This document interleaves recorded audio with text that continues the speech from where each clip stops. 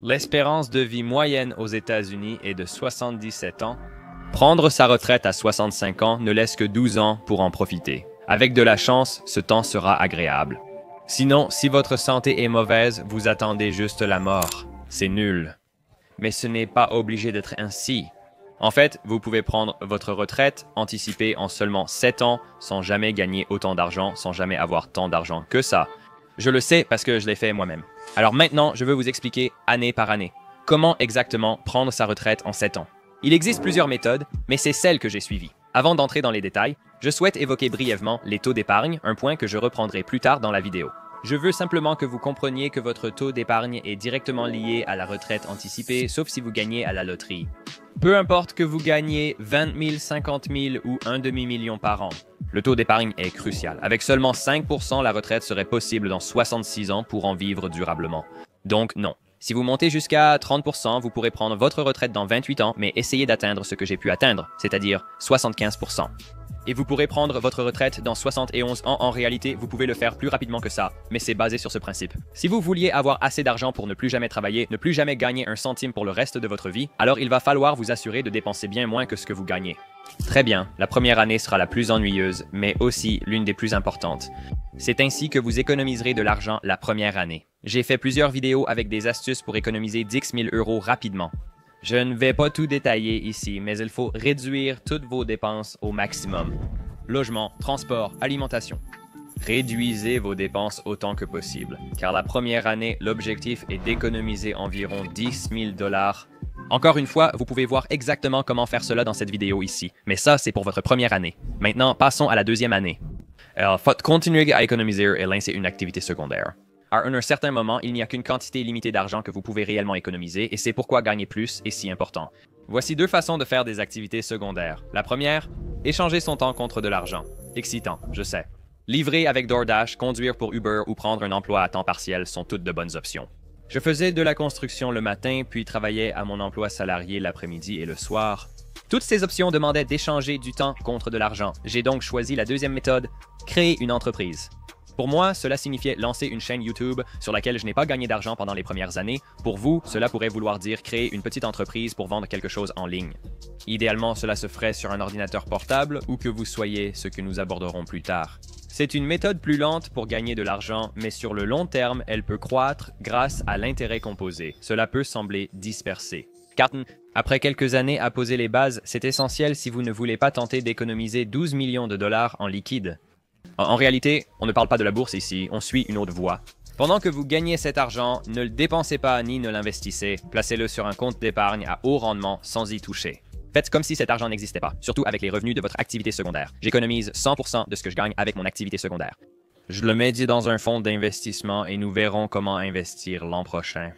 À la fin de la deuxième année, l'objectif est d'économiser 25 000 $ en menant une vie frugale et grâce à une activité secondaire. Vous pouvez chercher à augmenter vos revenus principaux, mais il est crucial d'avoir un revenu W2 régulier les 2 premières années, car il sera nécessaire. Nous sommes en troisième année avec 25 000 $ économisés. Et je sais que ça ne ressemble pas à la retraite, mais il va vraiment y avoir un effet de capitalisation ici. C'est là que vous réalisez votre premier house hacking. Donc, ce qu'on appelle une opération de house hacking, c'est d'acheter un immeuble multifamilial de 2 à 4 logements en tant que primo-accédant. Prêt Federal Housing Administration avec 3,5% d'apport. Petite précision, vous devez y habiter pendant au moins 1 an. Ça va être important dans un instant. À ce stade, vous n'aurez pas beaucoup de liquidités. Donc, quelque chose que j'aime faire et que j'ai fait avec toutes les personnes que j'aide, le house hacking. Donc, disons qu'un bien coûte 300 000 $, vous proposez 310 000 $ avec 10 000 $ reversés pour vos frais de clôture. En fait, cela vous permet d'économiser 10 000 $ en espèces et de les ajouter au prêt qui sera remboursé sur 30 ans et vous n'allez en réalité jamais payer cet argent. Donc, cela vous fait économiser 10 000 $ en liquide, ce qui est bien parce que vous aurez plus d'argent plus tard dans la vie qu'en ce moment. Vous achetez ce bien, emménagez dans une unité et louez les 2 autres, ce qui couvre vos mensualités, taxes et assurances si l'achat est bien fait. Vous économiserez cet argent pour la suite. Quatrième année, montez en puissance. À ce stade, votre activité secondaire a déjà commencé. Vous vivez gratuitement et économisez de l'argent. Tout se passe bien. C'est là que tout s'accélère. Selon moi, c'est le moyen le plus rapide d'atteindre l'indépendance financière. Ça l'a été pour moi. Cette fois, vous achèterez un immeuble de 3 ou 4 logements avec un prêt primo-accédant. J'ai pris un prêt conventionnel avec 5% d'apport pour mon second achat. Beaucoup ignorent qu'on peut utiliser un prêt primo-accédant plusieurs fois à condition d'améliorer sa qualité de vie. Donc cela signifie qu'il y a moins d'unités dans l'immeuble dans lequel vous emménagez. Peut-être que vous passez d'un immeuble de 4 unités à un de 3 unités. Ou bien l'unité est tout simplement plus agréable. Alors elle est plus grande, dans un meilleur quartier, donc votre situation de vie s'améliore. Vous allez donc déménager encore cette année. Après avoir quitté votre première propriété, vous la louerez. Vous devriez, espérons-le, commencer à générer un flux de trésorerie de 500 à 1000 $ par mois grâce à cette première location. Et maintenant, on progresse. Nous sommes à la 5e année, on s'approche. Les choses commencent à bouger. Vous avez plusieurs options ici concernant la voie que vous souhaitez emprunter. Il existe 1 million de chemins vers l'indépendance financière, mais je vais vous donner ce que je pense être la meilleure façon. Au fait, ce ne sont pas des conseils financiers. Je suis juste un gars sur Internet, je partage simplement ce que j'ai appris. Donc, la situation de chacun est différente. Je voulais juste ajouter ça ici. Et au fait, si vous voulez améliorer vos finances, n'oubliez pas de vous abonner. Vous pouvez aussi cliquer sur la petite cloche. Bref, année 5. Vous pouvez refaire du house hacking ou ralentir pour optimiser ce que vous avez déjà. En ce moment, vous allez vraiment vous concentrer sur le fait de gagner autant que possible de plusieurs façons différentes. C'est peut-être le moment de consacrer plusieurs mois, voire l'année entière, à votre activité secondaire. Vraiment, essayez de lancer ça et de le faire tourner en gagnant entre 1000 et 3000 € par mois, ce qui devrait être faisable après 3 à 4 ans d'activité.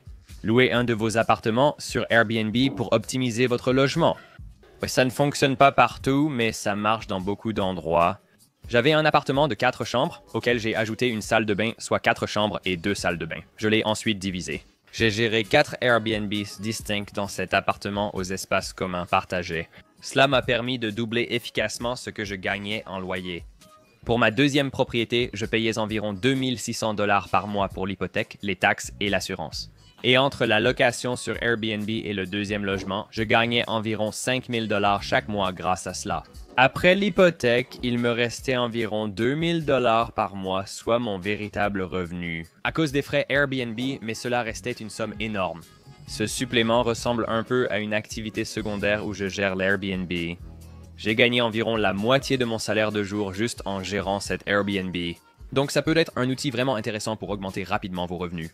La 6e année encore, vous vous concentrez vraiment sur la création de ces sources de revenus, peut-être même plusieurs, sinon au moins sur le développement de votre activité annexe. Faites tourner votre activité. Essayez d'atteindre environ 5000 $ par mois, ce qui, après 5 ou 6 ans de lancement, devrait être réalisable pour une entreprise de ce type. Cela peut être plusieurs petites choses ou une grande. Je vous conseille de relire La semaine de 4 heures. J'ai d'ailleurs fait une vidéo dessus. C'est à ce moment-là que, pendant que vous essayez de développer votre activité, vous devez aussi vous assurer de pouvoir vous éloigner de ces entreprises. Elles ne doivent pas toutes dépendre de vous. Même s'ils gagnent plus, ce n'est pas directement proportionnel au temps que vous y consacrez. Donc, à mesure que nous avançons cette année et l'année prochaine.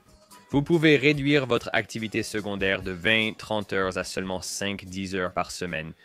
Nous sommes à la 6e année, le dernier changement, même si ce ne sera sans doute pas le dernier, j'aurais dû mieux le nommer. Vous souhaitez ici déménager vers un lieu plus permanent. Nous avons emménagé ici dans une maison individuelle avec un logement attenant un peu comme un duplex. Ainsi, nos dépenses de logement sont d'environ 1200 $ par mois, ce qui ne suffit même pas pour le plus mauvais appartement d'une chambre dans notre ville. Cela réduit fortement nos besoins pour la retraite, nos dépenses mensuelles étant bien plus faibles. Je n'ai pas pu obtenir un autre prêt primo-accédant. Ma femme a obtenu un prêt Federal Housing Administration pour cette propriété. Encore 35% d'apport et 10 000 $ de retour pour la clôture, comme avant. Sinon, après quelques années d'économie, vous pourriez acheter une maison avec un prêt classique et 20% d'apport. Dans tous les cas, vous obtenez quelque chose dans lequel vous serez à l'aise de vivre pendant 5 à 10 ans, espérons-le. En poursuivant le house hacking quelques années de plus, vous auriez pu acquérir plus de biens locatifs, puis acheter une maison individuelle financée par ces locations. Tout dépend de la vitesse à laquelle vous souhaitez partir. Maintenant, tout le monde quitte son travail. Ce ne sont pas des conseils financiers. Nous avons simplement fait cela. Le lendemain de la signature, Meredith a démissionné. Vous avez 2 biens locatifs, dont un pouvant être loué sur Airbnb ou non. Cela vous rapporte 2000 à 4000 $ par mois et votre activité secondaire, 4000 à 7000 $ mensuels. Vous pouvez devenir financièrement libre si vous le souhaitez, une méthode rapide et efficace pour atteindre l'indépendance financière. Vous avez toujours un emploi, vous n'êtes pas à la retraite, vous avez cette activité secondaire sur laquelle vous devez continuer à travailler, mais vous travaillez 5 à 10 heures par semaine depuis votre ordinateur portable où que vous soyez. C'est vraiment génial, je peux travailler de n'importe où. Il y a tellement de métiers différents que vous pouvez exercer depuis votre téléphone, depuis un ordinateur portable. Même avec une entreprise physique, vous pouvez embaucher et la développer. Donc, vous n'êtes pas obligé d'être physiquement présent et vous pouvez vivre la vie que vous voulez mener. Vous n'avez pas besoin d'attendre d'avoir 65 ans, vous n'avez pas besoin d'attendre d'avoir 1 million de dollars économisés. Vous avez juste besoin de faire des sacrifices, de vivre frugalement, de gagner plus, d'investir intelligemment, et je pense que l'immobilier est l'un des meilleurs moyens. Si nous avions dû faire cela avec la bourse, cela aurait été beaucoup plus lent. C'est quand même une méthode que beaucoup de gens utilisent. Et oui, vous pouvez vraiment faire des choses qui vous passionnent. Si vous souhaitez lancer un podcast qui vous plaît, nommez-le Finance sans filtre avec le lien ci-dessous. Lancez-vous. Voilà, abonnez-vous à des chaînes pour des infos financières utiles. Faites ce que vous voulez. Merci d'avoir regardé. À la semaine prochaine.